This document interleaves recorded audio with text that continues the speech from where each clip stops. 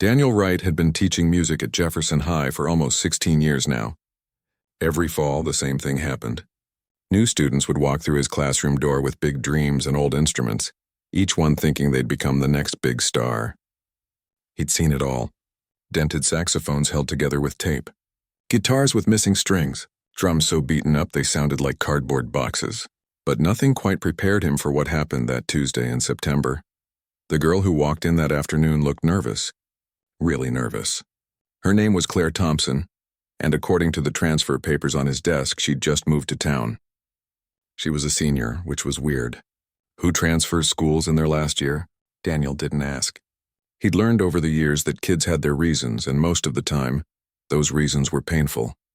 Claire wore an oversized jacket that had seen better days. Her sneakers had holes near the toes. Her brown hair was pulled back in a simple ponytail, and she kept her eyes fixed on the floor like she was afraid to look up. In her hands she carried a case.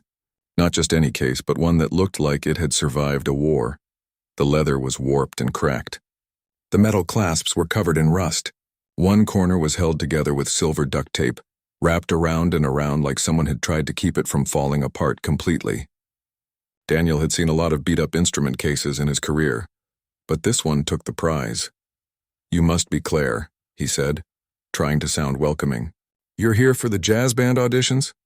She nodded but didn't say anything, just stood there gripping that ancient case like it was the only thing keeping her grounded. "All right then, let's see what you've got." What happened next would stick with Daniel for the rest of his life, though not for the reasons he'd expect. Claire set the case down on the table in front of him. Her hand shook as she worked the rusty clasps. They didn't want to open at first. She had to wiggle them, coax them, almost beg them to cooperate. When they finally gave way with a groan of protest, Daniel leaned forward to see what instrument she'd brought. That's when he laughed. He didn't mean to. It just came out. A short, sharp bark of disbelief that echoed off the walls of the empty music room. Because the trumpet inside that case wasn't just old or worn. It was a disaster. Green oxidation covered most of the brass, making it look more like something you'd dig up in an archaeological site than a musical instrument. The valves were crusted with grime. One of them looked completely stuck, frozen in place by years of neglect. The bell had dents. Not little dings from normal use, but serious dents. The kind that changed the shape of the metal. The mouthpiece was tarnished black, and when Daniel looked closer, he could see scratches all over it like someone had used it for something other than playing music. "You're kidding, right?" The words came out before he could stop them. "Is this some kind of joke?" Claire's face went red. She looked down at the trumpet, then at Daniel, then back at the trumpet. "No, sir. It's not a joke. Where did you even get this thing? A junkyard?" Daniel knew he was being harsh, but come on. He ran a serious music program. They competed at state level. They had standards. How was he supposed to put someone with an instrument like that into his jazz ensemble? The other kids would laugh her out of the room. "It was my dad's," Claire said quietly. Her voice was so soft Daniel almost didn't hear her. "Your dad's?" Daniel raised an eyebrow. "Well, maybe your dad should have taken better care of it. Or maybe you should think about getting a new one. They have payment plans, you know. Rentals, programs for students who can't afford I'd like to play my audition piece." Claire cut him off. Her voice was still quiet, but there was something different in it now. Something stronger. Daniel sighed and checked his watch. He had 4 more students to hear today, and he was already running behind schedule. "Look, I'm going to level with you. That instrument is in terrible shape. I'm not sure it's even playable. Maybe you should come back when you have something that actually works." "It works." Claire's hands had stopped shaking. She lifted the trumpet out of the case with a gentleness that surprised Daniel. The way she held it, you'd think it was made of glass instead of battered brass. "Please, just let me try." There was something in her eyes now. Not desperation exactly, but determination. The kind of look that said she'd already been told no too many times in her life, and she was tired of hearing it. Daniel glanced at the clock again. He had meetings after this. Paperwork to finish. A dinner with his wife that he was probably going to be late for anyway. Every practical bone in his body told him to just send this girl away and save them both the embarrassment. But something made him pause. Maybe it was the way she held that trumpet. Like it mattered. Like it was worth something despite how it looked. "Fine," he said, leaning back in his chair. 3 minutes. That's all you get." "Thank you." Claire brought the trumpet to her lips. She worked the sticky valves with her fingers, pushing and releasing, pushing and releasing. They moved reluctantly, grinding against the gunk inside. She didn't seem bothered by it. She adjusted her grip, took a breath, and closed her eyes. Daniel folded his arms across his chest and waited for the disaster he was sure was coming. In his mind, he was already rehearsing the kind words he'd use to let her down easy. Something about how music programs need certain standards. How it wasn't personal. How maybe she could try again next year with better equipment. But then Claire started to play, and everything Daniel thought he knew about music, about talent, about what mattered and what didn't, completely fell apart. The sound that came out of that broken, rusty, barely functioning trumpet hit him like a punch to the chest. It wasn't perfect. The instrument's condition made perfect impossible. There was a rasp to some of the notes, a breathiness that came from worn pads and leaking valves. But underneath all those mechanical problems, underneath the limitations of damaged metal and corroded brass, there was something Daniel hadn't heard in his classroom in years. There was soul. Claire played like someone who understood that music wasn't about showing off or hitting every note perfectly. She played like someone who knew that real music came from somewhere deeper than technical skill. Every phrase had meaning. Every note had weight. She wasn't just playing sounds. She was telling a story. And even though Daniel didn't know what that story was yet, he could feel it in his bones. His arms slowly unfolded. He sat up straighter. The sarcastic comments he'd been preparing died in his throat. This girl could really play. Claire kept her eyes closed as she played, her fingers moving over the sticky valves with a patience that came from years of practice.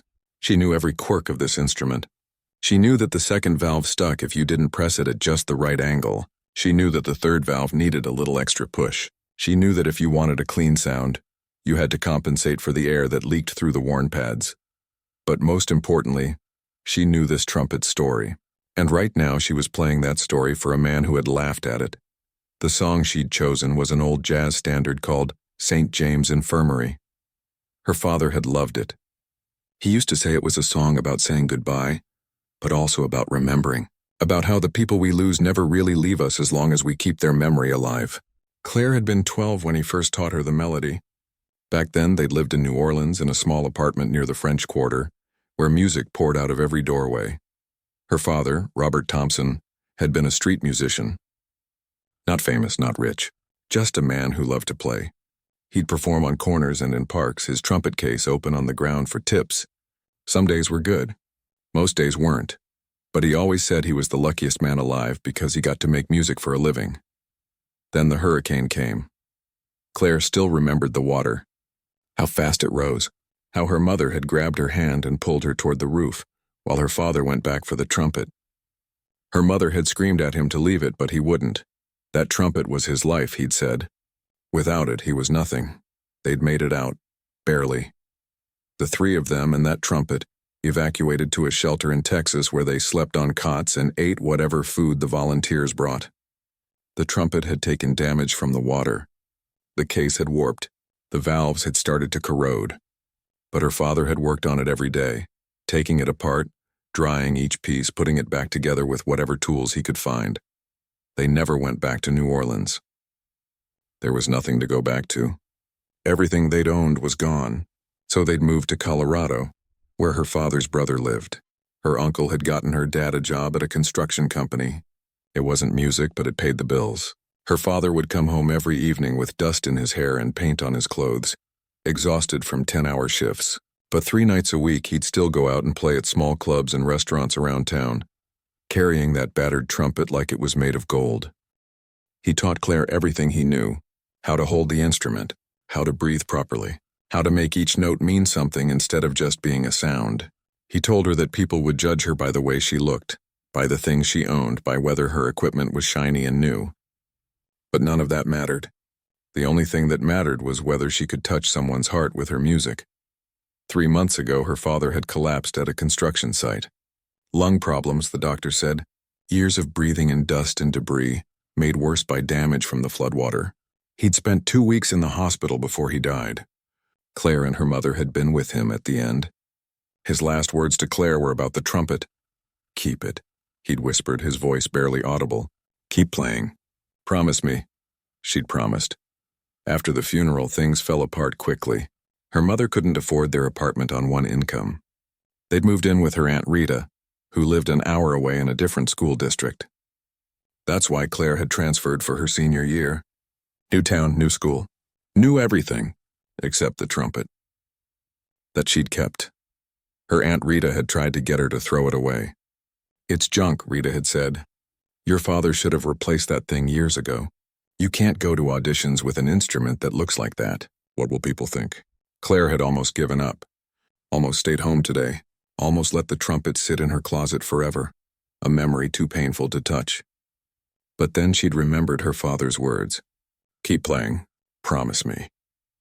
So here she was, standing in front of a teacher who'd laughed at her father's most precious possession, playing her heart out on an instrument that looked like garbage but sounded like home. When the last note faded, Claire finally opened her eyes. The room was completely silent. Mr. Wright sat frozen in his chair, staring at her with an expression she couldn't quite read. His eyes looked wet, but she wasn't sure. Maybe it was just the light. "Where did you learn to play like that?" His voice came out rough, like he had something stuck in his throat. "My dad taught me," Claire said simply. She lowered the trumpet and looked at it, running her thumb over the dented bell. "He played in New Orleans before the hurricane. Lost everything except this trumpet. He said an instrument is just metal and air until someone puts their soul into it. He said the condition of your equipment doesn't determine the quality of your music. Your heart does." Mr. Wright didn't say anything for a long moment. He just sat there looking at her and the trumpet like he was seeing them both for the first time. "I'm sorry," he finally said. "About your father." Claire nodded. She'd heard those words a lot in the past 3 months. People meant well, but sorry didn't change anything. Sorry didn't bring him back. Sorry didn't make the bills easier to pay or the nights less lonely. "How long ago did he pass?" Mr. Wright asked. "June," Claire said. 3 months and 4 days ago. "And you're still playing?" "I promised him I would." Mr. Wright stood up from his chair and walked over to the window. He stood there for a moment, looking out at the parking lot where students were loading onto buses. Claire couldn't see his face, but his shoulders looked tense. "I shouldn't have laughed," he said without turning around. "That was wrong of me. Unprofessional, cruel actually. I judged your instrument without hearing you play. I made assumptions based on appearances." He turned to face her. "I'm sorry. Truly sorry." Claire wasn't sure what to say. She'd expected rejection. She'd expected to be told to come back with better equipment or not come back at all. She hadn't expected an apology. "Do you know why I became a music teacher?" Mr. Wright asked suddenly. Claire shook her head. "Because when I was 17, I was broke. My family had nothing. I played a trumpet my uncle found at a garage sale for $15. It was awful. Dented, scratched, barely functional. But it was all I had. And there was a teacher at my school who heard me play and didn't care about the instrument. He only cared about the music. He helped me get into college. Changed my whole life." Mr. Wright walked back to his desk and sat down. "Today I forgot that. I forgot what it was like to have nothing but talent and determination. I forgot that the instrument doesn't make the musician." He picked up a pen and made a note on his roster sheet. "You're in," he said. "Jazz ensemble. We practice Tuesday and Thursday after school. First rehearsal is next week." Claire felt something loosen in her chest, something she didn't even realize had been tight. "Really? Really? But we need to talk about that trumpet." Her heart sank. Here it came. "The conditions. The requirements. It needs work," Mr. Wright continued. "The valves need cleaning. You need new pads, probably new felts too. And that mouthpiece should be replaced entirely. Your father's trumpet deserves to be properly maintained." He pulled out his phone and scrolled through his contacts. "I know a guy who does instrument repair. He's good and he's fair. Tell him I sent you. Mr. Wright, I can't afford. He owes me a favor. A big one. Let me call it in." He looked at her seriously. "Your father was right about a lot of things. But even the best musician in the world can't overcome mechanical failure. That trumpet has heart, but it also needs help. Will you let me help?" Claire looked down at the trumpet in her hands. The trumpet that had survived a hurricane and poverty and loss. The trumpet that her father had loved more than just about anything. The trumpet that was all she had left of him. "Okay," she whispered. "Thank you," Mr. Wright smiled. It was a real smile, warm and genuine. "Thank you, Claire, for reminding me why I do this job. Now go on, get to your next class. And take care of that trumpet. It's something special. As Claire walked out of the music room, carefully placing the trumpet back in its battered case, she felt something she hadn't felt in 3 months. She felt hope. That night, Daniel Wright did something he hadn't done in almost 5 years. He went down to his basement, opened the old storage closet, and pulled out a dusty case from behind boxes of Christmas decorations and forgotten camping gear.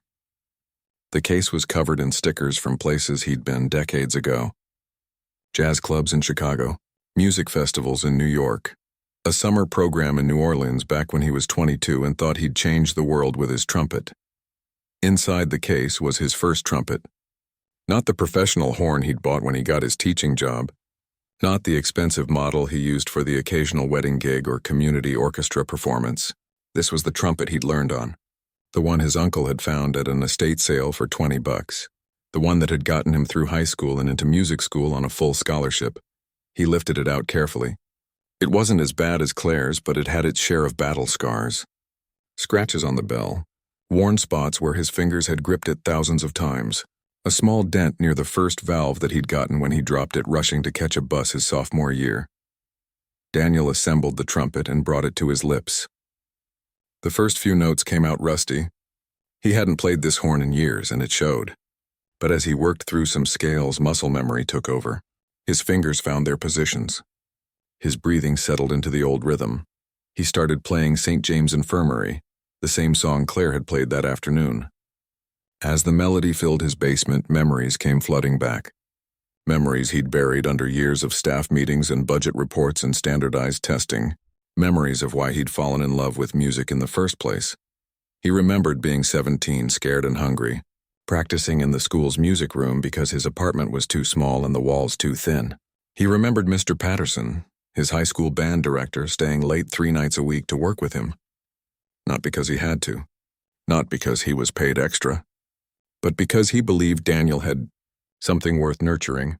Mr. Patterson had never cared that Daniel's trumpet was cheap or that his shoes had holes in them or that sometimes he fell asleep in class because he'd been up until midnight working at the grocery store. Mr. Patterson had only cared about the music, about helping Daniel become the best musician he could be. When had Daniel stopped being like Mr. Patterson? When had he started caring more about shiny instruments and competition trophies than about the kids holding those instruments? When had he become the kind of teacher who laughed at a student's equipment before even hearing them play?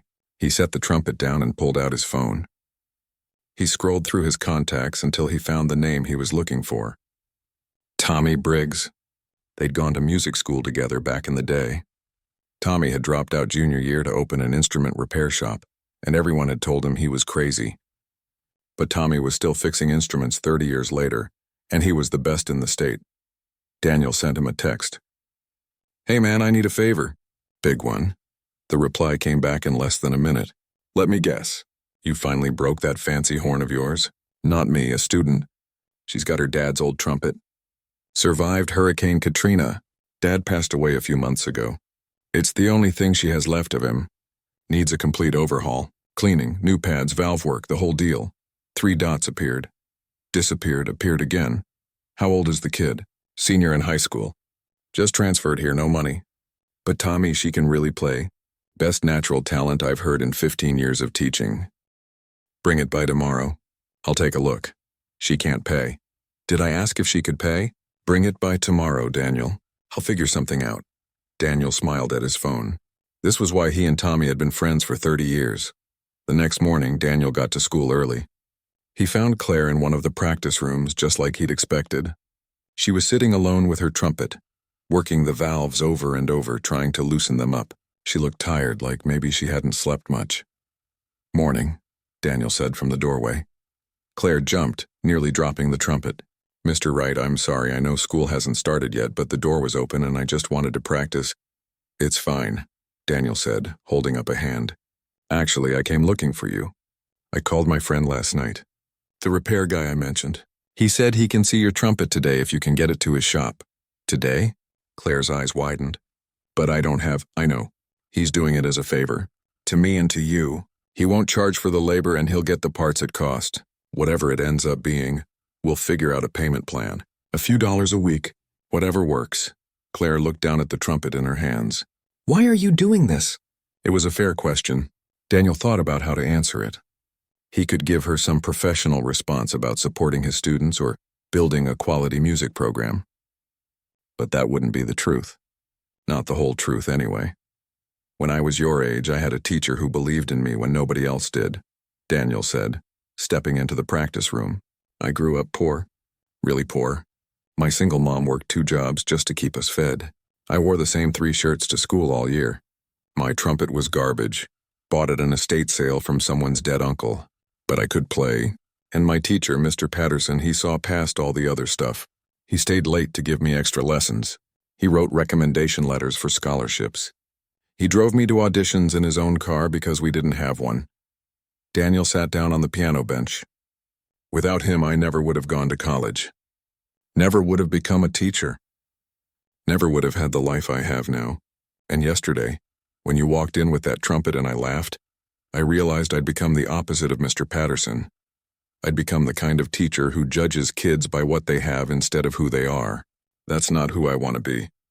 Claire's eyes were getting watery. She blinked rapidly, trying to keep the tears from falling. Your father sounds like he was a good man, Daniel continued, someone who understood what really matters. And that trumpet isn't junk. It's a legacy. It deserves to be treated with respect. You deserve to be treated with respect. A single tear rolled down Claire's cheek. She wiped it away quickly with the back of her hand. Thank you, she whispered. You don't know what this means. I think I do, Daniel said. Now the shop opens at 9. I've got a free period 3rd hour. I can drive you over then and we'll get that trumpet looked at. Sound good? Claire nodded, not trusting herself to speak. At 9:15 they pulled up to Briggs Instrument Repair, a small shop wedged between a coffee place and a dry cleaner. The sign was faded and the windows needed cleaning. But through the glass, Daniel could see rows of instruments in various states of repair. Saxophones hanging from hooks, violins lined up on a shelf, a tuba sitting in the corner like a small brass elephant. Tommy Briggs met them at the door. He was a big guy with gray hair pulled back in a ponytail and reading glasses perched on his nose. His hands were stained with valve oil and metal polish, the permanent marks of his trade. You must be Claire, he said, shaking her hand. Daniel told me about you. Let's see this trumpet of yours. Claire set the case on the workbench and opened it. Tommy picked up the trumpet gently, turning it over in his hands, examining every inch. He didn't laugh, didn't make any jokes. He treated it like it was valuable because to Claire it was. Hurricane Katrina? He asked. Yes, sir. My dad carried it out during the evacuation. Tommy nodded slowly. That makes sense. I've seen water damage before. The good news is, the damage is mostly superficial. The brass itself is solid. Good quality horn, actually. Probably from the 70s, if I had to guess. They made them to last back then. He set it down and pulled out a notepad. It'll need a full cleaning inside and out. New pads and felts. The valves need to be taken apart and polished. That mouthpiece is shot, so you'll need a new one of those. And I'd recommend a full chemical bath to get rid of this oxidation. How long will it take? Claire asked nervously. Rush job? I can have it done by next week. It'll be like having a new trumpet, except better, because this one has history. Tommy quoted a price. It was fair, more than fair really, but Daniel watched Claire's face fall anyway. It might as well have been $1 million, like I said. Daniel jumped in. We can work out payments. $10 a week, 20. Whatever works with your budget. I'll make it work, Claire said firmly. I'll get a job. I'll find the money somehow. Tommy and Daniel exchanged a look. Tell you what, Tommy said. I could use some help around the shop on Saturdays. Organizing inventory, cleaning instruments, answering phones. Nothing technical. Think you could handle that? Claire's eyes lit up. Really? Minimum wage. 4 hours every Saturday. Work off the repair cost that way. Deal? Deal. Claire shook his hand so enthusiastically that Tommy laughed. As they drove back to school, Claire held the empty trumpet case in her lap. For the first time since her father died, she felt like maybe everything was going to be okay. Mr. Wright, she said as they pulled into the school parking lot. Yeah, my dad would have liked you. Daniel felt a lump form in his throat. I wish I could have met him. Me too, Claire said softly. Me too. The first jazz ensemble rehearsal was on a Thursday afternoon. Claire showed up 20 minutes early, her trumpet still at the repair shop, feeling like she'd made a terrible mistake. How was she supposed to practice with the band when she didn't even have her instrument? She stood outside the music room door, listening to the sounds of other students warming up inside. Someone was running scales on a saxophone. A piano played soft jazz chords. She heard laughter and the familiar sounds of valves clicking and reeds squeaking. Everyone in there probably had perfect instruments and years of experience. Everyone except her. "You planning to stand out here all afternoon?" Mr. Wright's voice came from behind her. Claire spun around. I don't have my trumpet yet, so I wasn't sure if I should." "Come on in. You can listen today. Get to know the other players. See what we're working on." He opened the door and gestured for her to follow.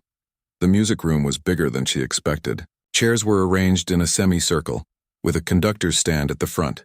About 15 students were scattered around, unpacking instruments and chatting. They all looked up when Claire walked in, and she felt her face get hot. "Everyone, this is Claire Thompson," Mr. Wright announced. "She's our new first chair trumpet. Her instrument is being repaired this week, so she'll be observing today." First chair. The words hung in the air. Claire saw several students exchange glances. A boy with dark hair and a saxophone raised his eyebrows. A girl holding a trombone actually frowned. "First chair," the boy with the saxophone said. "No offense, but shouldn't there be a challenge for that? I mean, that's how it usually works." "You're right, Kevin," Mr. Wright said calmly. "That is how it usually works. But I heard Claire play her audition and I made a decision. If anyone wants to challenge for the spot after she's been here a few weeks, we can arrange that." "Fair?" Kevin shrugged but didn't look happy about it. Claire found an empty chair in the back and sat down, wishing she could disappear. This was a mistake. She didn't belong here with these kids who'd probably been playing together for years. She should have just stayed in her aunt's basement and practiced alone. Rehearsal started and Claire tried to focus on the music. They were working on a piece called "In the Mood," a big band standard she'd heard her father play 100 times. The band wasn't bad. They had the notes down mostly. But something was missing. They played like they were reading a recipe instead of telling a story. Technical but empty. Mr. Wright stopped them halfway through. "You're all hitting the right notes, but where's the feeling? This is jazz, not a funeral march. Loosen up. Make it swing." They tried again. It was better, but still stiff. Claire found herself tapping her foot, hearing in her head how her father would have played it. With joy, with energy, with life. After rehearsal, as everyone was packing up, a girl with red hair and a clarinet walked over to Claire. "Hey, I'm Beth. Don't worry about Kevin. He's been trying to make first chair for 2 years. He's good, but he gets salty when things don't go his way." "I didn't mean to cause problems," Claire said quietly. "You didn't cause anything. Mr. Wright doesn't make decisions lightly. If he put you in first chair, you must be really good." Beth smiled. "I'm excited to hear you play." Not everyone was as welcoming as Beth. Over the next few days, Claire felt the weight of being the new kid in first chair. Some students ignored her. Others whispered when she walked by. Kevin made pointed comments about how real musicians take care of their instruments. Claire kept her head down and tried not to let it bother her. On Saturday morning, she took the bus to Tommy's repair shop for her first day of work. Tommy was already there, bent over a workbench with a disassembled French horn spread out in front of him. "Morning, kid," he said without looking up. "Coffee's on the counter if you want some." "I'm good, thanks." "What do you need me to do?" Tommy pointed to a corner of the shop where instruments were piled haphazardly. "That's the organized chaos section, except it's mostly just chaos. Think you can sort it? Group instruments by type. Make an inventory list. I need to know what I've got." Claire spent the morning organizing. It was actually kind of nice. Peaceful. She found 3 guitars, 2 violins, a piccolo, 5 clarinets, and a banjo that looked like it had been through a war. Each instrument had a story, she figured. Each one mattered to someone. Around noon, Tommy called her over to his workbench. "Come here. I want to show you something." There, spread out on a clean cloth, was her father's trumpet. Except it didn't look like her father's trumpet anymore. The green oxidation was gone. The brass gleamed like gold in the sunlight streaming through the window. The valves sat in a neat row, polished and shining. Even the dents in the bell looked smaller somehow, though Tommy said he'd left them alone. "The dents are part of its character," he explained. "Part of its story. You don't erase history. You just clean it up and make it functional again." Claire reached out and touched the bell gently. "It's beautiful. It's not done yet. Still needs reassembly and testing. But I wanted you to see the progress. Your dad took good care of this horn, considering what it went through. The bones are solid. Good instrument. He loved it more than almost anything, Claire said softly. I can tell. Instruments that are loved, they have a different quality to them. Hard to explain, but you can feel it. Tommy picked up one of the valves and showed her how the piston fit into the casing. Want to learn how this works? For the next hour, Tommy taught Claire the mechanics of her trumpet, how the valves redirected air through different lengths of tubing to create different notes, how the smallest leak could affect the sound, how everything had to fit together precisely for the instrument to work properly. It was like learning about an old friend in a new way. By the following Thursday, the trumpet was ready. Claire picked it up after school, and when Tommy handed her the case, she almost didn't recognize it. He'd cleaned the case too, conditioned the leather, and even replaced the broken clasp. Go on, Tommy said. Open it. Claire set the case on the workbench and flipped it open. Her breath caught in her throat. The trumpet looked incredible. It gleamed, it shined, but it was still her father's trumpet. She could see that in the worn spots where his fingers had held it, in the small scratches that no amount of polishing could remove. In the way it sat in the case, familiar and right. She lifted it out and put it together with hands that trembled slightly. Then she brought it to her lips and played a single note. Clear, bright, perfect. The valves moved smoothly under her fingers. The sound was clean and true. It felt like greeting an old friend after a long trip. What do you think? Tommy asked. It's perfect, Claire whispered. Thank you. Thank you so much. Thank your teacher. He's the one who called me. And thank yourself. You're the one who's going to work to pay for it. Tommy grinned. See you Saturday? See you Saturday. That afternoon, Claire went back to school even though classes were over. She found an empty practice room and played for 2 hours straight. She played scales and exercises. She played jazz standards her father had taught her. She played new pieces Mr. Wright had given the band. The trumpet responded like a living thing. Every note exactly where she needed it to be. She was still playing when Mr. Wright knocked on the practice room door. Sounds good, he said. Tommy does nice work. It's amazing. I can't believe it's the same instrument. It is the same instrument, just restored, like it was always meant to be. Mr. Wright leaned against the door frame. You ready for rehearsal tomorrow? The band's been working on that arrangement of In the Mood, but I think we need your energy to really make it work. Claire felt a flutter of nerves in her stomach. What if I'm not as good as you think? What if Kevin's right and I don't deserve first chair? Claire, I've been teaching music for 16 years. I know talent when I hear it. You've got something special, something that can't be taught. The rest is just practice and confidence, he smiled. Besides, your father trained you well. Trust that. The next day, Claire walked into jazz ensemble rehearsal with her trumpet case in hand. The room went quiet when she opened it and pulled out the gleaming instrument. She saw Kevin's eyes widen. Beth gave her an encouraging smile. All right, Mr. Wright said, taking his place at the conductor's stand. Let's run through In the Mood from the top. Claire, I want you to really let loose on your solo in the bridge. Show them what this band can sound like when someone plays with real feeling. They started the piece. Claire counted measures, waiting for her entrance. When the moment came, she stood up, brought the trumpet to her lips, and poured everything she had into the music. She played for her father, for every street corner he'd performed on, for every disaster they'd survived, for every moment of joy and sadness and love that had led her to this room. The music soared. The band, caught up in her energy, played better than they had all year. Kevin's saxophone harmonized perfectly with her trumpet. The rhythm section locked in tight. When the final note rang out, there was a moment of stunned silence. Then Beth started clapping. One by one, the other students joined in.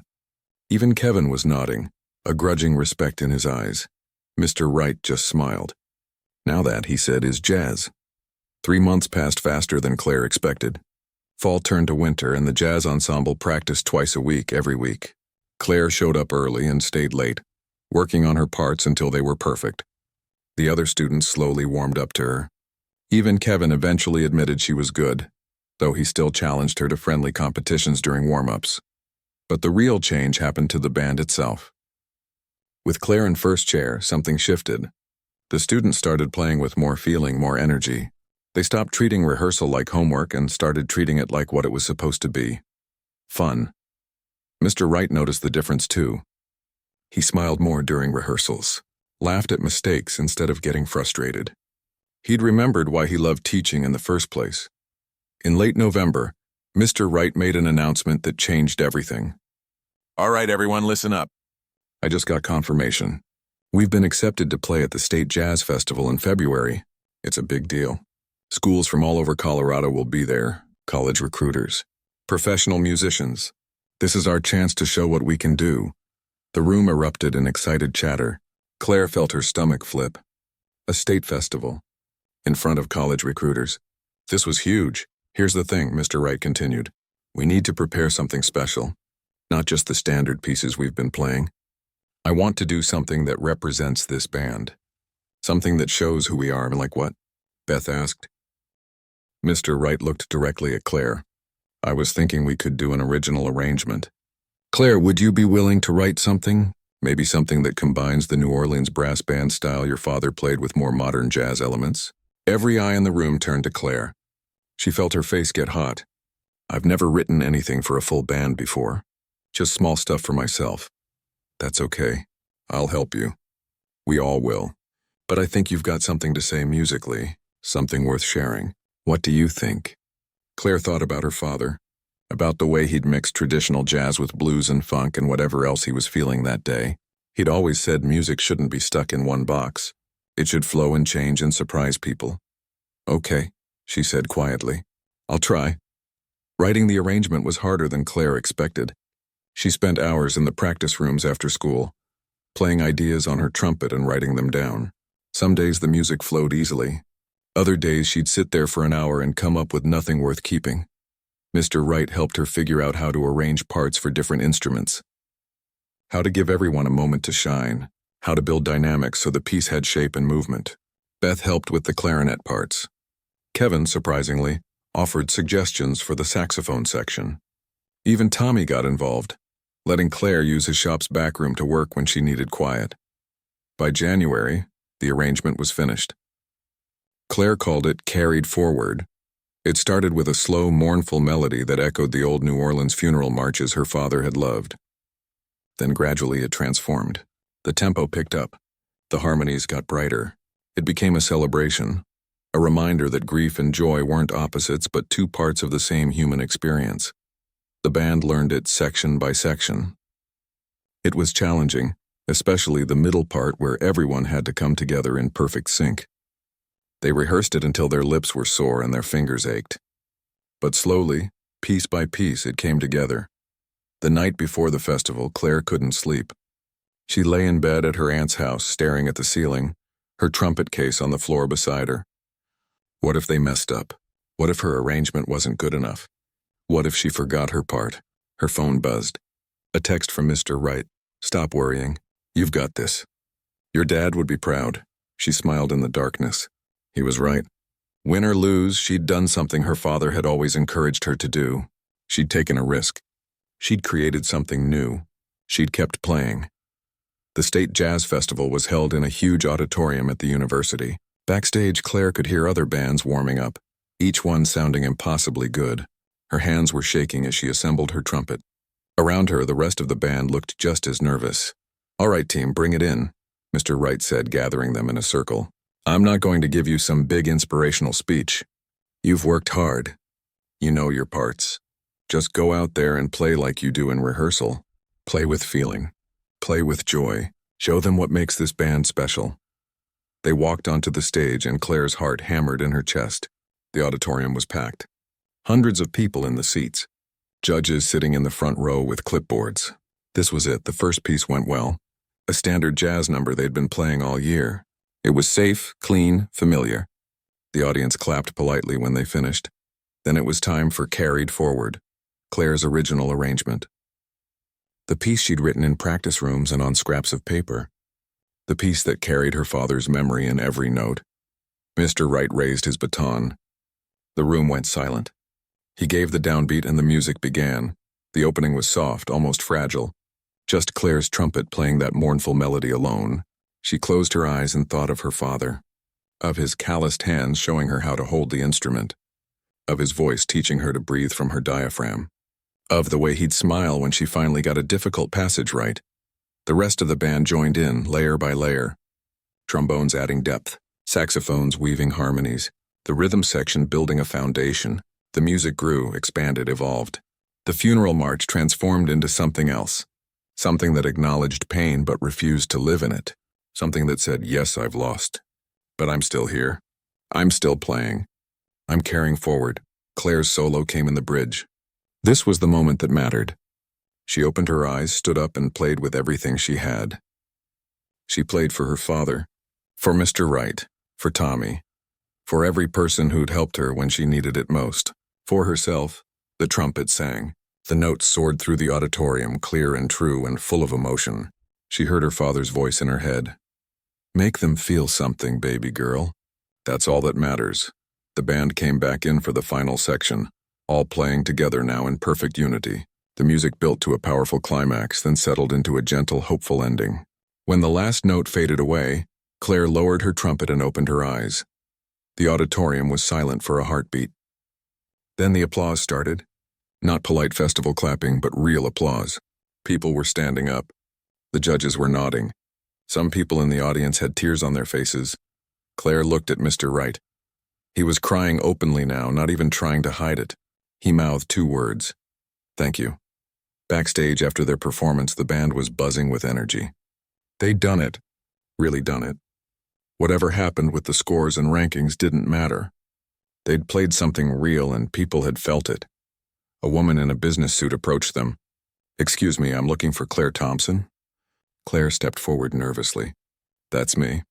I'm Professor Anderson from the university's music department.